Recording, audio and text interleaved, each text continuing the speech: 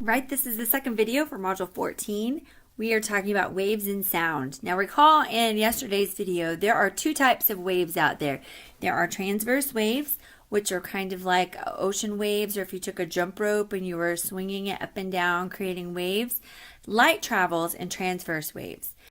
And sound travels in longitudinal waves. Longitudinal waves are more like a slinky that is being compressed and rarefacted. Now, what's special about sound that's different from light is that sound has to have a medium.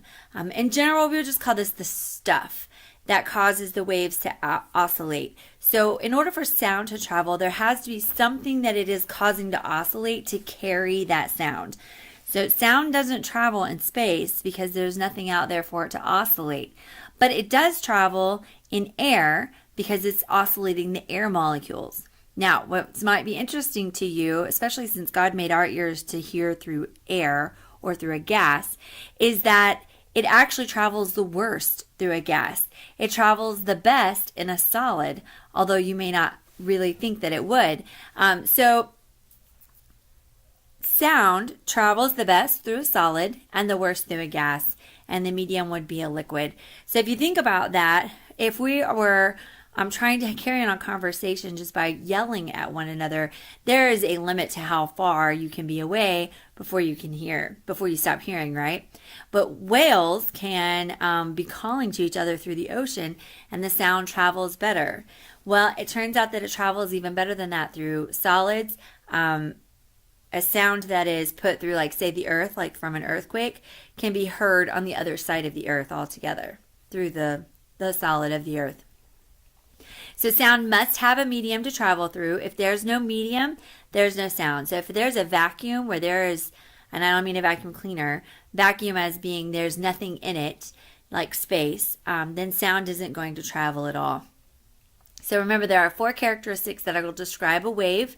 You have your speed of your wave, how fast it travels, wavelength, which is from crest to crest, or in the instance of a longitudinal wave, that would be from compression to compression.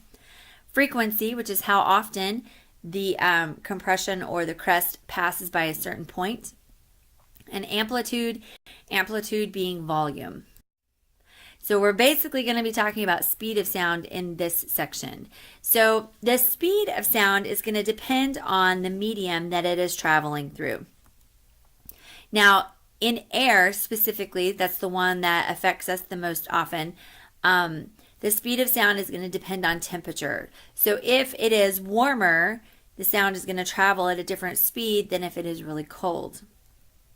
So this is the formula that you would use to find the speed of sound.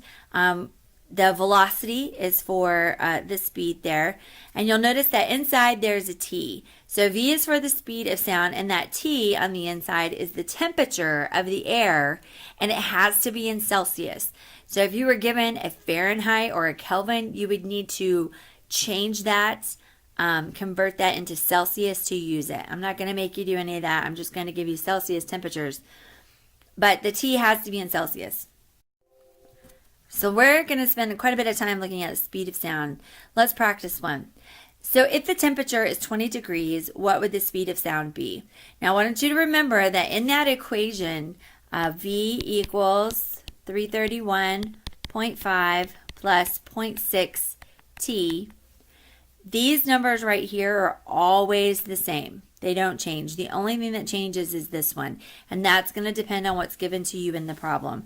So when we write it up for this one, it would be 331.5 plus 0.6 times 20.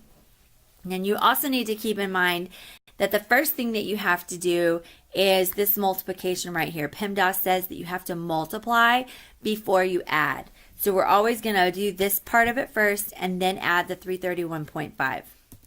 So in that case, 20 times 0.6 is going to be 12.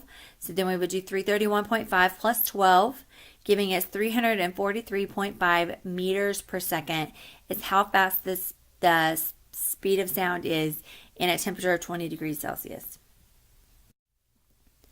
Now, if you've ever noticed in a thunderstorm, you've got lightning and thunder. What's actually happened, the lightning and the thunder are created at the exact same time.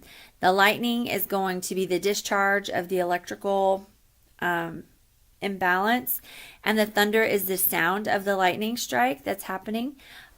But we don't generally see the lightning and thunder at the same time. So the delay that we get when hearing the thunder is just because it takes thunder longer to get to us than light does. Light travels much faster than sound. And then that speed of that sound is going to depend on the temperature that's outside. So we can actually figure out how far a thunderstorm is by measuring the speed of sound and knowing how long it took for the sound to get to you after you saw the lightning.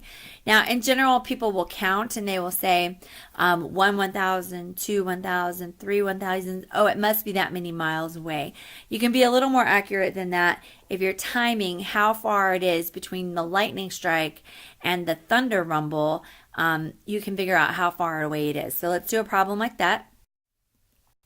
So there's a physicist who's watching a thunderstorm. She sees the flash of lightning and then hears the thunderclap 2 seconds later.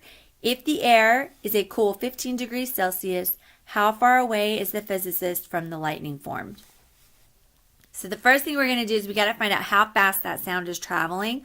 So we're going to do our velocity is 331.5 plus 6 times 15. Same formula as before, only we're going to have a 15 instead of the 20.